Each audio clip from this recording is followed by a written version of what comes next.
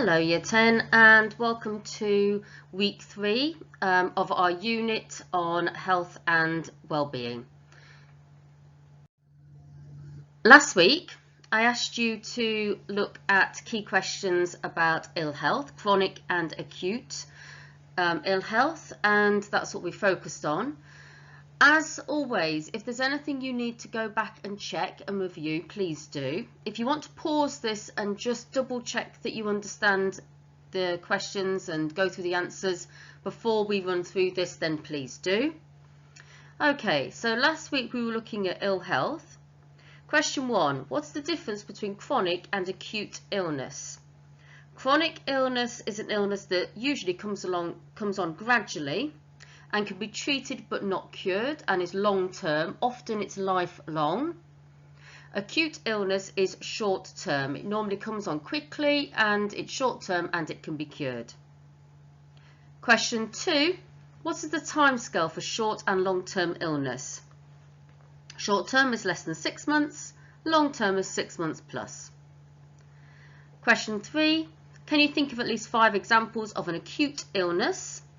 There's lots of examples here. Really, these are expected life events usually. So things like coughs, colds, flu, chickenpox, mumps, measles, sickness bug, diarrhea and so on. Sometimes acute illnesses are unexpected life events. So for example, heart disease or heart failure. And question 4, can you think of 5 examples of chronic illness? So chronic illnesses often are lifelong. An example of chronic illness could be asthma, diabetes, arthritis, kidney disease, hypertension. Hypertension means high blood pressure. I hope last week you had the opportunity and the chance to look at some of the extension activities there was the information about arthritis on Versus Arthritis UK. Also there are different case studies on the BBC Teach Modern Studies on YouTube. If you didn't get a chance to look at any of them last week, then try and have a glance at some of them this week, because your exam will be based on a case study. So the more case studies you can look at and just to have a greater understanding of, the more prepared that you'll be. Okay, so looking at our checklist, we have now completed this one, health and well-being. We have now completed this one about genetic inheritance. Last week we looked at ill health. Now I know that the lesson on diet and exercise was on the remote learning. We are going to look at this today, and we're going to really expand on that and add some information to that. If you want the original PowerPoint sent to you, which had the first sort of lesson on there, please let me know. If you drop me an email on elgarrity@johnfernley.org or send a message via Teams, then obviously I can send that across to you. So today we're going to look at this one, diet and exercise. Balanced diet and the effects of an unbalanced diet, types of exercise and positive and negative effects of exercise. Okay, so diet and exercise is what we're going to be looking at today, and we're going to start with diet. So when we are thinking about this component, what we're going to be looking at, what you need an understanding of, is what a balanced diet is and the effects of an unbalanced diet. Remember, as I've said to you, that the focus of your exam will be looking at a person, it will be looking at a case study, and the exam board will give you some information about that person. So they will tell you things like what kind of house they live in, where they live, so do they live in a city or a village, for example. They will tell you what kind of job they do. They will say something about their lifestyle, and diet and exercise are both lifestyle factors. They are things that we have an influence over, particularly when we get into adulthood. So once we are in adulthood, we can choose, for example, what kind of foods we eat and what diet we have. We can also choose how active we are and what exercise we do. So that means they are lifestyle factors. So your case study will say something about a person's diet. It will say something about their exercise. And therefore it's a really key part of your understanding. You might want to pause this now and just read through some of the key questions, because we will cover the answers to those during this lesson.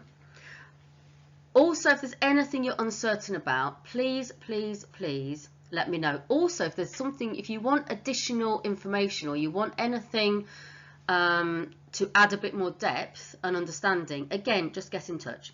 Okay, so diet. Diet is an important influence on growth and development in all of our life stages. It's particularly important for growth in the first 3 life stages, but it's important for our development all in every life stage. Food is needed for 2 key reasons. Firstly, so the body can grow and repair itself, and to provide energy, which is needed to do the work of building and repair, to maintain temperature and enable us to carry out physical activities. So those are the 2 key reasons why we need to consume food. And in each of the life stages, there are key nutritional needs, and these are a little bit different in each life stage.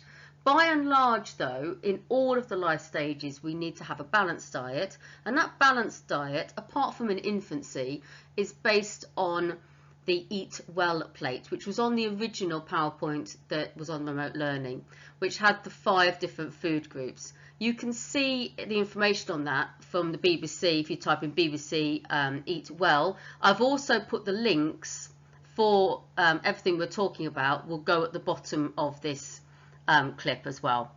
So if a person does not eat the correct nutrients, so that's one of our keyword nutrients, they can become malnourished.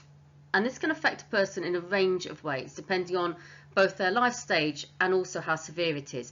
As a general rule, if a person is malnourished in the first 2 or 3 life stages, it has a more significant impact than later on. So for example, if a person doesn't have enough calcium in their diet, particularly in the first 3 life stages, they may have weaker bones, or they could have poor teeth health. Their teeth may not be as strong as they should be. A lack of nutrients can also lead to a weakened immune system, which means that somebody's more likely to get coughs, colds, and so on. An unbalanced diet is one where a person doesn't get a balance of nutrients, and a person could be underweight, overweight, or neither. An example of that is from last year. A 17-year-old boy was treated for severe malnourishment. I've put the link to the full story on BBC News. The teenager, since going to secondary school, was only eating a very restricted diet: chips, crisps, white bread, ham. And this led to severe deficiencies in some vitamins and minerals. He started losing his sight and hearing, but his weight was within the normal range. There's much more information on that if you look at the BBC News clip, but that just gives you an indication of what we might mean by somebody being malnourished and how it can affect their body, how it can affect their pies. So you may want to pause this, maybe take a photo of it or jot some things down. That the nutritional needs change in each life stage. So in infancy, before 6 months old, all a baby needs is either breast milk or formula. After 6 months, although weaning begins, so they start to have some foods, food is the tagline that's often used is food is fun. That milk is still the most important thing for an infant. They have very high calcium needs because of the bone development, also high protein needs as well. In an infant's diet, they should have very little salt or sugar. In early childhood, remember, this is a time of rapid development, rapid muscle development in particular, and so they need a significant amount of protein. Because children are very active, they have high energy needs, so they need a lot of carbohydrates. Really, they should be following the Eat Well plate and have lots of fruit and vegetables, lots of calcium. What they need is what's called a nutrient-dense diet, because often children eat little and often. Their tummies are quite little, so they don't have big plates of food. So their snacks need to be healthy. In adolescence, plenty of calcium and proteins needed, more for boys because their muscle growth is greater. Both boys and girls need a very varied and balanced diet. Plenty of iron needed, particularly for girls, because obviously girls begin to menstruate or have periods. Lots of physical growth at this time. So for girls, the average age of growth spurt is 12.5 years, and for boys it's 14 years. And so following a balanced diet and following the Eat Well plate guidance to have plenty of fruit and veg and so on is really important. They should also try to reduce the amount of salt and sugar in the diet, and having plenty of water is really important. Now in adulthood, in all of the 3 stages of adulthood, following the Eat Well plate of having a balanced diet is really important. So I've put here for early adulthood, having at least 5 a day fruit and veg, lots of fibre as well is very important. Women continue to need to have enough iron and calcium for strong bones. Also in this life stage, particularly if a woman is going to have children, having folate is really important. Folate is a mineral, and it's really important if a woman is pregnant in the early stages of pregnancy. Men also need to have enough selenium in their diet, and both should have less sugar and salt, and also no more than 14 units of alcohol a week. That's one of the things you need to know off by heart, that amount, because if the case study is somebody who drinks, the recommendation will always be they should not have any more than 14 units of alcohol a week. In middle adulthood, our metabolism, one of our key words, slows down, which means we need less food. So portion sizes should be less. Again, we need a balanced diet. And in later adulthood, less food intake is needed, but that does need to be balanced. As we get into later adulthood, it's actually very easy to become malnourished, because often in later adulthood, because you get less hungry. So sometimes in later adulthood you may need vitamin D supplements, and also you have to be very, very careful in later adulthood that you're eating enough of a range of food. Often, particularly in later adulthood, if somebody loses their partner or they're living on their own, this can be a time where malnourishment can happen and people don't eat perhaps the range of food they should. Pause this if you need to, okay, and go through and check anything. This links to question 2 in our key questions this week, and also question 3. The 5 food groups, as we've discussed, are fats, protein, vitamins, minerals and carbohydrates. That's question 3. So we've looked at questions 1, 2 and 3. Okay, so you might want to pause and just double check your information about diet. Make sure that you're happy that you understand what a balanced diet is, what the nutritional needs are, and also that you understand some examples of what a balanced diet is and the food groups. Remember, you can go back, replay anything, recheck anything, and obviously ask if there's anything you're uncertain about or you want further information on. Okay, so exercise. How much exercise do we need? 1 hour physical activity for children and adolescents. An adult should do at least 150 minutes a week of exercise, including cardio exercise, which means it raises the heart rate, and strength exercises to keep the muscles strong.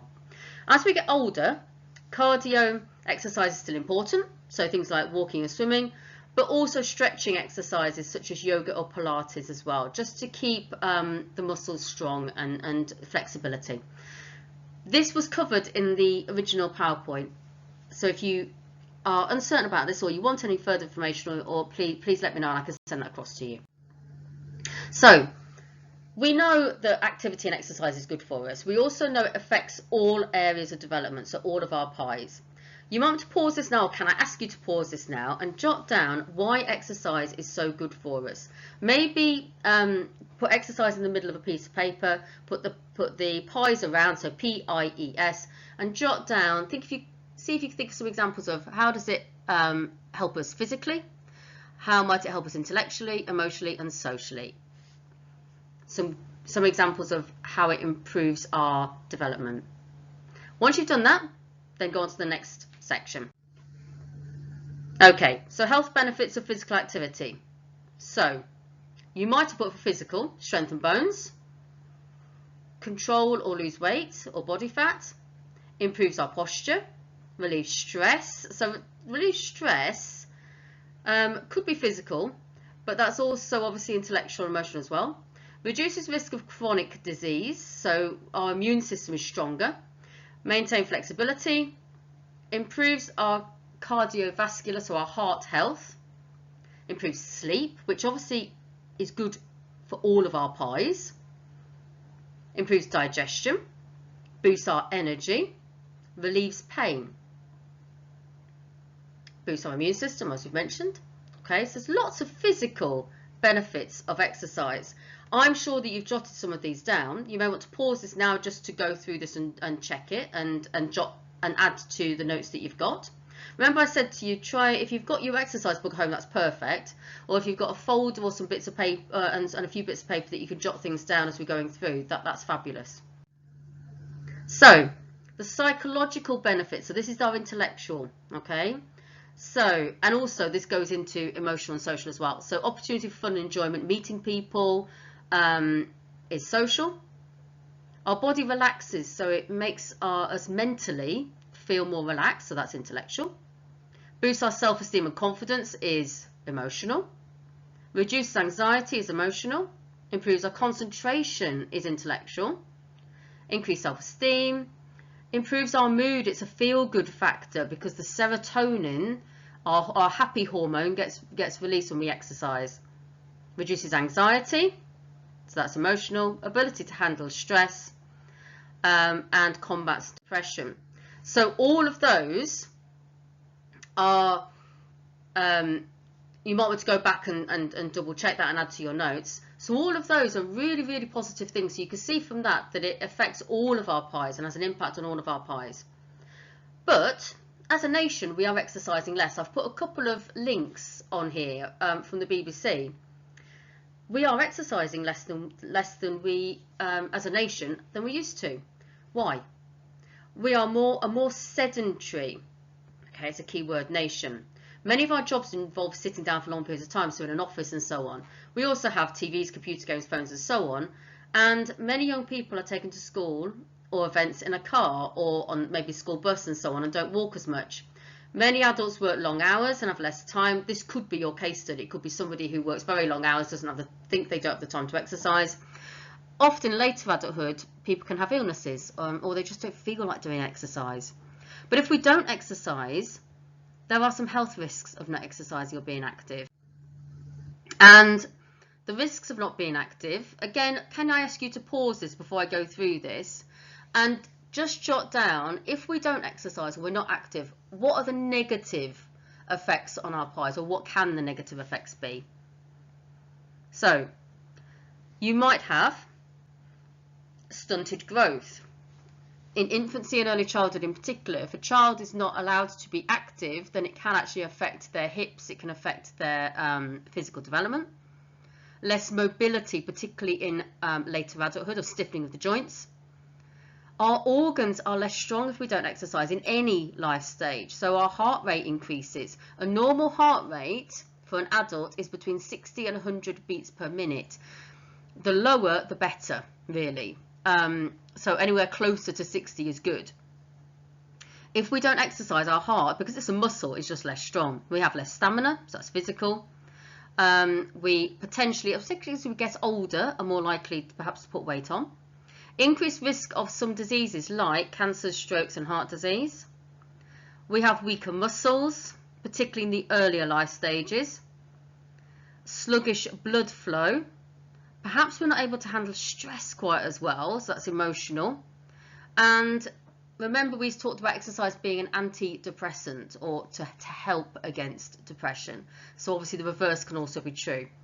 You can see there that there are certain risks of not being active, and I would suggest you pause this and jot some of these down.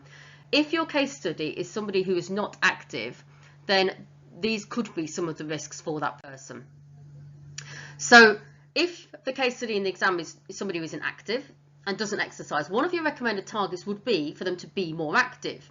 Now remember, you have to look at their background to see what kind of exercise would suit them. So for example, if your case study is somebody who's in later adulthood, your advice would be different than if they're in early adulthood.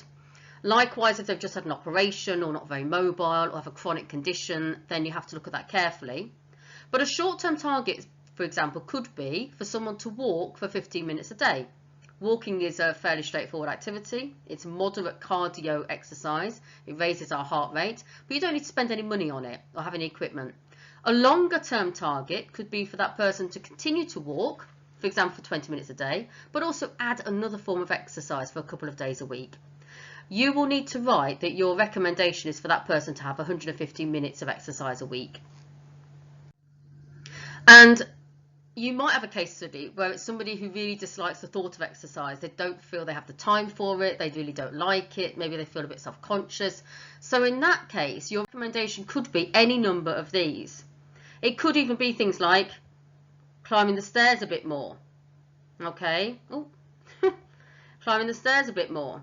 Okay. It could be if somebody's older and they're less mobile, to do chair exercises. It could be if they feel that they don't have time to do sort of HIIT exercises, so something like Joe Wicks, for example. So there's a whole range of exercises that people could do, but you will need to base it on your person and what works for them. You might want to pause this and just have a look at some of these examples, but the key point I'm getting across to you is that when you look at your person, you'll need to look at their background quite carefully and then base it on that. Now, these answer questions 4 and 5. Okay, so question 5 in particular asks what kind of exercise should we do in each life stage, and remember it's that children should be active for an hour a day. They should be doing physical activities such as cardio in particular. As we get older, we need more strength exercise and flexibility exercise like Pilates and yoga. Okay, so this week please go through the key questions and make sure that you understand them. Can I also suggest that you go back over the key questions from previous weeks as well, so that you know all of them and that you feel happy with them. Now, in terms of the extension activities, I've written some examples here, so you can go on to the Eat Well guide and have a look at that. You can also have a look at the NHS exercise guide as well. You could have a look at some of the examples on the modern studies that I've mentioned before about the effects of chronic conditions on a person, and think about how that might link to their exercise needs, for example, what kind of exercise they could do. So there's different things that you could obviously look at. Also, this is a brilliant clip. It is about an hour long, so I would suggest maybe looking at it in stages, but if you have the time, please look at this clip. I've put a link at the bottom of here, but so you should be able to click straight onto it. But otherwise, if you go onto YouTube and you type in "Honey, We're Killing the Kids," this was a series on a few years ago. The first one you see on there, which will look like this, okay, looks at a family and it focuses on the 2 children. And it covers both diet and exercise, because it looks at what the children are eating, what exercise they're having, and then the host on there, the person on there, gives them recommendations of what they need to put in place in the short term and the long term. So it's brilliant at looking at a case study and then recommendations, which is what you'll do in the exam. So if you get the opportunity to look at that this week, even if you look at it in stages, so 10 minutes at a time, please do, because it's fabulous. If you have any questions or anything you're uncertain about, anything, if you want any additional information, if any of the links don't quite work, and you want anything sent across, please get in touch. Have a good week, and I will see you next week. Bye for now.